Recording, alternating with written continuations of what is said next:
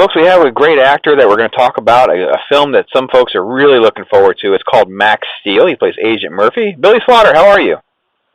Doing fantastic. How are you doing? I'm doing great, and I tell you, this incredible resume of work that you have, and we get to talk about Max Steel first. I mean, that's kind of an odd thing, but tell us a little bit about the film and your role as Agent Murphy. Yeah, I was completely thrilled to be a part of Max Steel. It's a film about a teenager who combines powers with an alien and alien technology. The teenager is Max McGrath, and the alien is Steel. And when they unite their forces, they become one force to be reckoned with called Max Steel. So it really is kind of I think like a hybrid greatest hits of the sci-fi genre. You know, I mean, you have aliens in there, you got robots, you got superpowers, elementals. It's Max Steel is sort of like if you combine all the Avengers into one hero. There you go. You know, and I think I was super thrilled to be a part of this project because I think every boy, you know, we grow up wanting to be a superhero, and you play with the action figures and the comics and the video games, and every once in a while you actually find yourself with that opportunity to do that. And it was really, as far as the production goes, it was really the best of both worlds, because coming off of something that was already an established franchise, you have that comfort, that guide to go with that sort of keeps everyone creatively on the same page. But at the same time,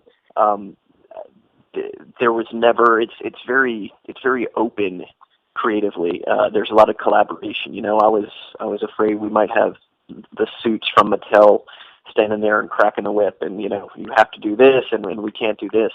But they're really giving us a lot of free reign to play around and discover these characters and sort of, you know, find a unique side to the story that we can capture for the first time.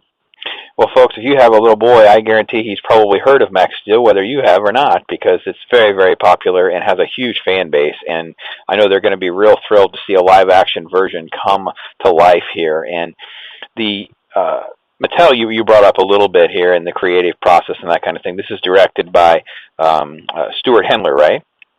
Yes. So what is the approach that he's had with, you know, how do you bring, you know, the action figure universe to life?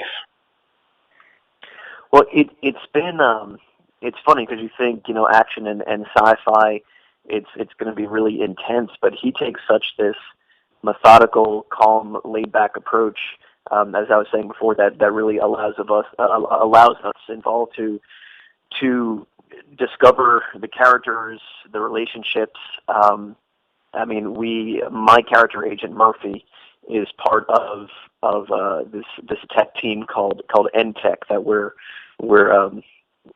sort of pursuing the technology. So we have a team dynamic to begin with, a lot of different personalities that we all get to play off of each other. And I think what's really cool with the character of Max Steel is you have that symbiotic relationship that, you know, each one needs the other to Max needs Steel, Steel needs Max to sort of create to create Max Steel, and really a lot comes out of, I think, that relationship. It gives a lot of fertile ground to explore more dynamics. You know, you get humor that can come out of the relationship. You get relationship drama and conflict between them. You know, aside from the villains chasing down on us, and so I think Stuart really he guides us. He has a very clear vision, but at the same time, he steps back and lets us play within this really fruitful environment. Sounds great. And we know right now that these comic book and action films are just totally blowing up. Everybody's just loving this stuff, so we can't wait to see a live-action Max Steel. And you get to follow that, or at least, you know, looks like the next other project I want to get to here is another great film, a James Brown bio called Get On Up. Tell us a little bit about your role in that film and what people can expect. Yeah, Get On Up. I have a small part in that, but I was willing to. I wanted to jump on anything that could to be a part of that project. I mean, I'm not only a fan musically of James Brown, but I was really itching for a chance to work with Tate Taylor, the director. I'd seen the Help, and I'm not sure I'd call myself the target demographic for the Help, and here I was blown away, and I really wanted to be a part of that kind of storytelling process. And being a Southern boy myself from New Orleans, I really appreciated about Tate. He's a Mississippi guy, and I'm sure he could take his movies anywhere, and he's really loyal to where he comes from, and knows it well, and believes in it. So we shot it in Mississippi. He brings a lot of that, that homegrown feel to it. So I signed up basically for Taylor, but then once I got on set, it very quickly became about Chadwick, our lead, playing James Brown. It's one of those where acting opposite him in the scene, I just realized that something really special was going on here, and he is channeling James Brown. I think you're going to be hearing a lot more about the project. I think he's going to get a lot of attention for it. Even I remember the first impression. I was on set waiting for him to come down, and the car strolls up. It was watching him arrive at set was basically like a scene in a movie. The door slowly opens, a heeled boot steps out, and then Chadwick just had like the best jive walk down the set that I had ever seen. And coming from New Orleans, I've seen some pretty good jive walks, but it's all there. I'm thrilled. I'm thrilled to be for that. Well, and we know he's so good at this. We saw what an incredible, playing Jackie Robinson in 42, just the transformation and the immersion that he goes through to become that character, something that fans just got to be excited for. Absolutely. I mean, even as I said, being on the inside on set, you feel like you're meeting James Brown. You feel like you're talking to James Brown.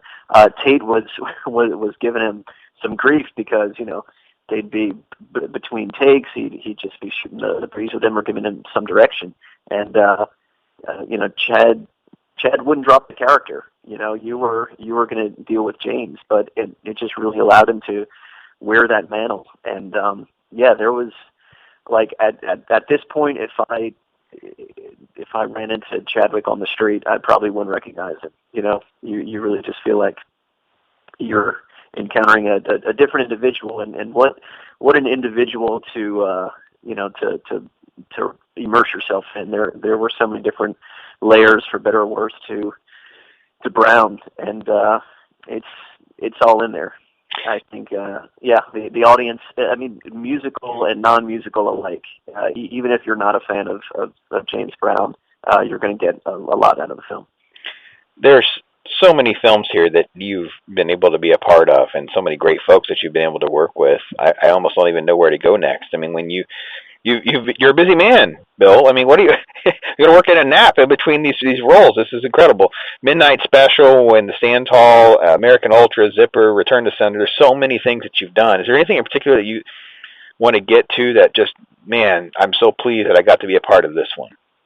What's really funny is because I have I have had a few over the past year, a few of those pinch me moments where you're like, wow, as a character actor, I love being able to have that variety of different projects and genres and roles. And so I was kind of looking back and saying, what has stood out. And what's funny, I've had to answer your question, I would say maybe the end of last year I worked on a project, Kidnapping Freddie Heineken, which is the true story of the Heineken billionaire.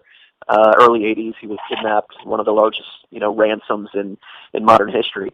And Anthony Hopkins is playing the title character. So what was nice about that one, I would certainly identify that as maybe a highlight in the past year. I had much larger roles in other films and better parts, but with that, just the chance to go one-on-one, just one scene, one shot to go one-on-one with Hopkins, who he might have been, if I can designate any actor that I was just watching as a fan of film when I decided, like, this is what I want to do. It was probably Anthony Hopkins. And so to come full circle, does he know who he is? I mean, you hear some of the stories sometimes. Does Sir Anthony Hopkins know who he is? He doesn't. I will give you the perfect anecdotal answer to that question. So I come down the set. It just so happened my first day on set was also Sir Hopkins' first day. So, I have no disillusion. I'm like, nobody's going to know I'm here. Nobody's paying attention. The energy on set before he even came was palpable. The cast and crew had they had already shot most of the film before he came on board, and so people are murmuring to themselves, "Oh, he's about to come down the set. He's going to start." Everyone's really excited. Like, this is what, like me, a lot of the people signed up for. So, long story short, we're starting with a really intense, intimate, emotional scene. It's in this tiny little cell of a room, maybe like 6 by 8 feet. He's there. He's haggard. He's shackled to the wall in a dark corner. So, and preparing himself for this insanely emotional scene. I literally don't want to bother him. Just want to be a fly on the wall. So I just hit my mark, step to the side, eyes on the ground, giving him his room, And before I'm thinking the scene's just about to start up, and then all of a sudden in my peripheral, I see his head raises, and he looks at me and he says, before anyone said a word, he says, "You're Billy Slaughter." And I was just like, wow, are you kidding me?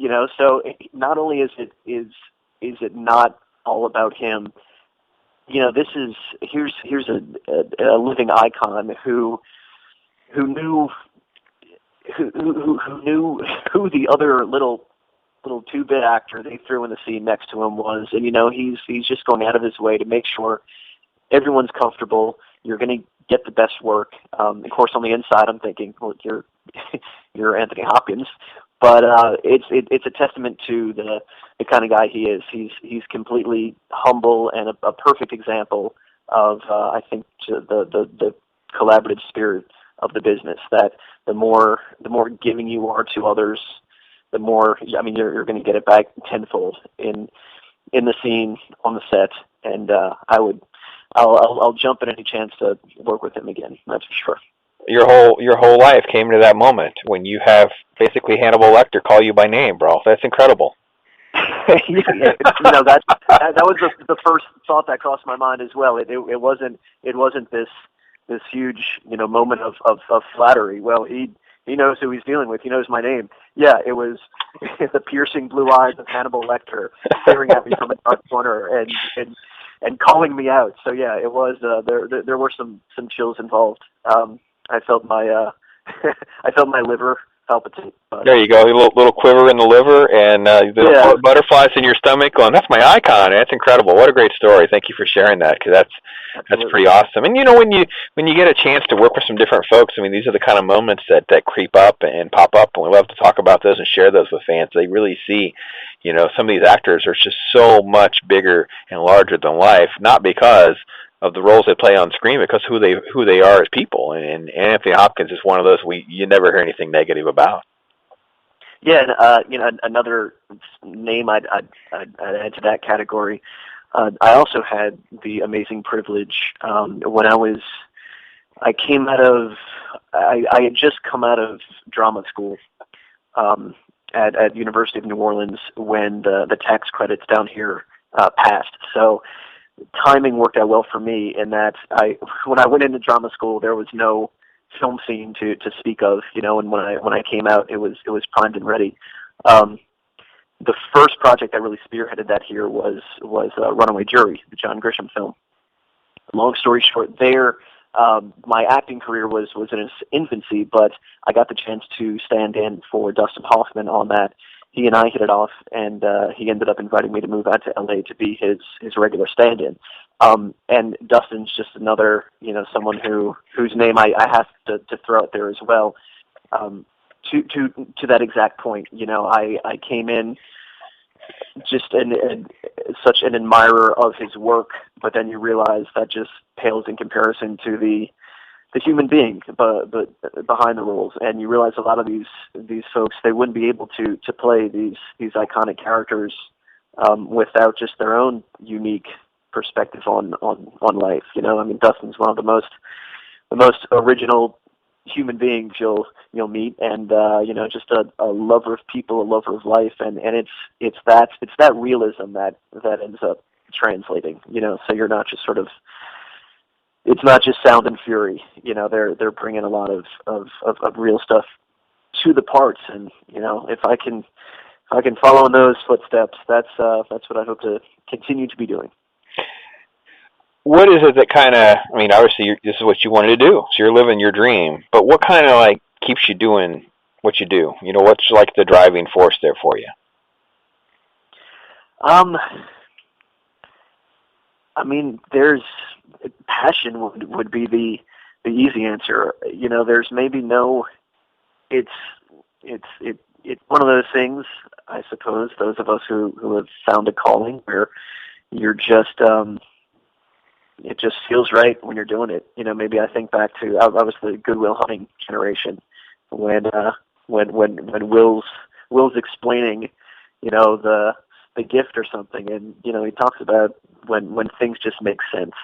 And I did my first play my freshman year in high school, and it just made sense. It really lit a fire, you know, somewhere.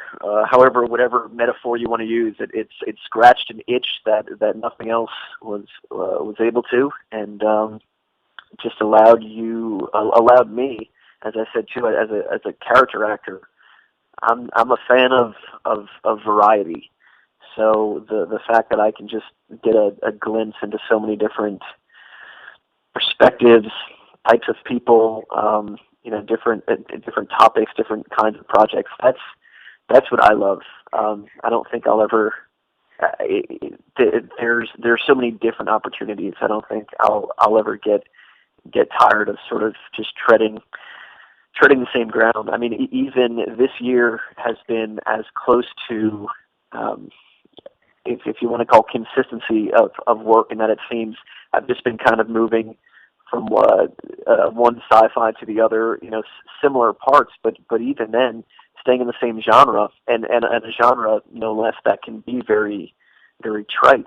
Each one, each project, each script, each character really has their own unique angle, and it's a completely different experience. We talked about, you know, the being a boy and sort of the dreams you have of you play, pretend, and you get to grow up and do it. I have a 5-year-old daughter, so a lot of great inspiration comes from her as well, and you know, everything that goes with being a parent. I don't need to look far for daily inspiration. You know, we when I'm not at work, she and I play all day, and you know, she keeps me young and innocent at heart. Everything that you know you would hope to bring to work, and so it's the life and career has reached that point now too, that different level where it's you know, you're doing it for others, and yeah, it's a whole different rewarding experience, because coming back to Max Steel, now I can be reading her the Max Steel. I mean, not in theory, I am at night tucking her into bed and reading the Max Steel comics, and so it's just a shared experience. She's probably more excited than I am, and you know, so she then goes to school and plays Max Steel with all of her friends, and you know, it's just the moments like that really bring it into perspective. That's awesome. That's absolutely awesome. What a great story to share. And well, folks, don't let Billy Slaughter try to sell himself short. This is a guy who tried to play Romeo and Mercutio at the same time. How do you even do that, bro? You can't do it at the exact same time. Okay. A good buddy of mine, Justin Scalise, great New Orleans stage actor. We were young and hungry, and open to inspiration. So there was a project that Sir Laurence Olivier and Sir John Gielgud did. I think 1935 or something. Anyway, it was the template for that. They did a production of Romeo and Juliet, and I think we did it in the same vein, which is we had a 3-weekend run, and the first weekend, I think I was Romeo, he was Mercutio. The second weekend we switched, and then the third weekend we just switched for each performance. Switched nightly, and when we had 2 shows in one day, then you're doing the play as 2 different characters. So that one definitely kept you on your toes. Yes, indeed. Wow. It was a whole lot of fun too, because you're I talk about the variety of the experience. I mean, Romeo and Juliet, the classic love story, and it's sort of, Romeo is to love what Mercutio is to an orgasm. So you have very different types of very different facets of the love story with the 2 characters. But yeah, that one was definitely fun. I'll say too, at the time I was seeing so many adaptations of Shakespeare, and I'm sort of a purist, so that was something we enjoyed too. We're like, damn it, we're breaking up the tights. We're not, we're going old school with this, and fun times between playing the 2 characters. There was a whole lot of sword play as well, and that was certainly a highlight. I was in college at the time, and you certainly feel a little extra cool when you show up to class, and you have a little ace bandage on your wrist, and someone's like, the hot girl next to you is like, what happened to you? And you're like, it was a sword fight, sword injury, nothing special. Nothing special, just Mercutio. We're good. That's right. All right. I just had to, end a Capulet. Yes, fantastic.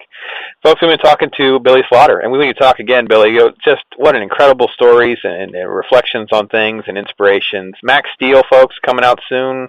Live action adaptation of this incredible toys, action figure line, comic books, that kind of thing. Ask your son. He knows. Ask your son. Trust me. He knows. Max Steel. Billy Slaughter, thank you again for fitting us into your schedule, my friend. Thank you, guys. It's been an absolute pleasure. All right. Take care. Talk to you soon.